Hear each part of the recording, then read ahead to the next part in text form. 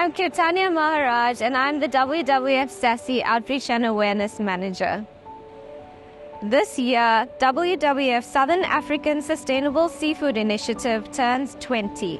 For 2 decades, SASSI has promoted responsible fishing and farming practices and environmentally conscious seafood consumption, with the aim of safeguarding our marine resources and ocean ecosystems which are under threat. At SASSI, we believe in reconnecting our consumers to the oceans, transforming them from consumers to ocean champions. SASSI uses an innovative, user-friendly traffic light tool, which was the first of its kind in Africa. This tool rates fish on their level of sustainability, either green, best choice, orange, think twice, or red, don't buy.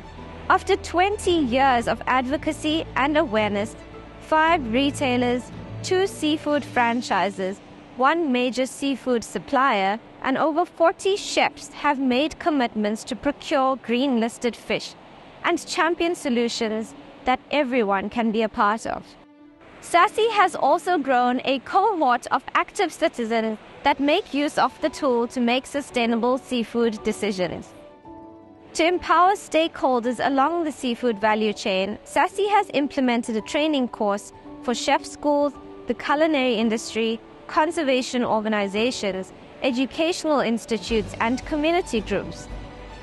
This has and will continue to equip them with the skills and information required to procure seafood that is sustainable.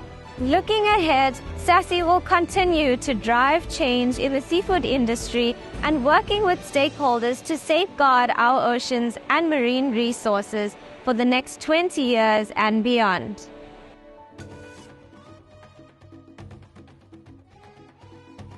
The black rhino is still a critically endangered species, which means it needs our help, otherwise it will disappear. What we're after is large blocks of land to put the black rhino on.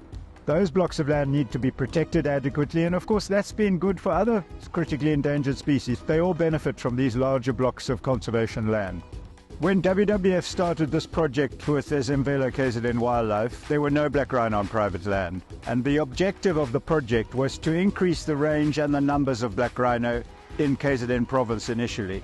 We have been successful on that front because we've created 15 new populations, but the net growth has been about 200 rhinos. So from 230 rhinos which we originally caught, we've increased that number by another 230. So we've doubled our investment, as it were. And this has been done with the partnership of KZN Wildlife, private landowners who have committed their land to conservation.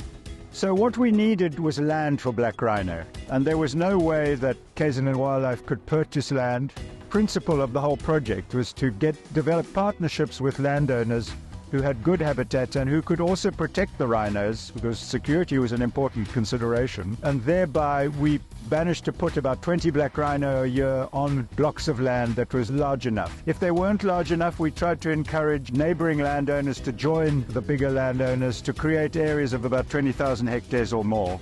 And this has been a great success, certainly within KZN and other provinces in South Africa. Of course, when we started this project in 2003, we had certain capture techniques for all these rhino. You can imagine that over the years, after catching 230 black rhino, our techniques have evolved and improved over the years. Of course, one of the big breakthroughs in saving time and increasing the effectiveness and making it safer for rhino was airlifting them out of difficult situations. And that is our preferred method of moving rhino out of the bush to waiting trucks. We feel that we've achieved our mission so far, and we hope to continue that for the next 20 years.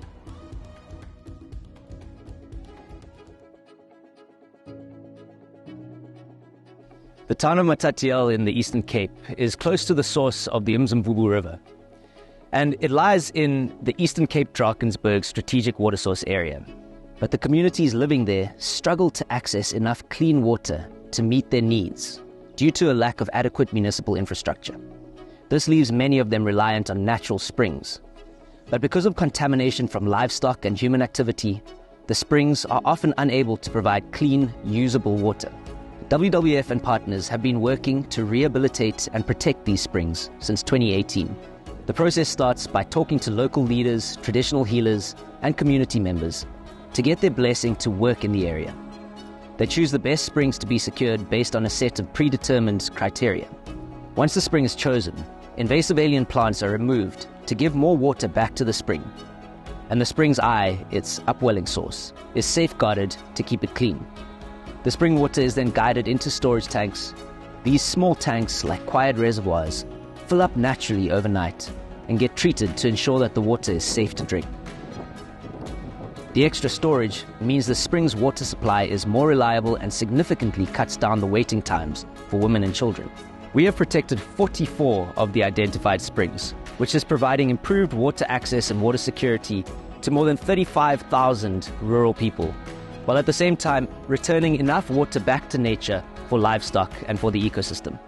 This year, WWF has secured funding to protect additional springs in KwaZulu-Natal and the Eastern Cape, and we hope to keep expanding this important work for many years to come.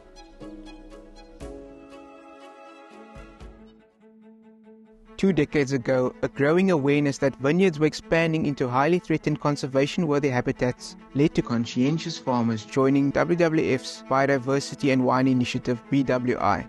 Launched back in 2002, the BWI offered farmers guidance on how to operate sustainably and publicly declare their status. Years later, these responsible farmers became known as the conservation champions. To date, 60 wine farms are recognized as WWF Conservation Champions. Together they own over 48,263 hectares of land spread across the Cape Winelands and Overberg region.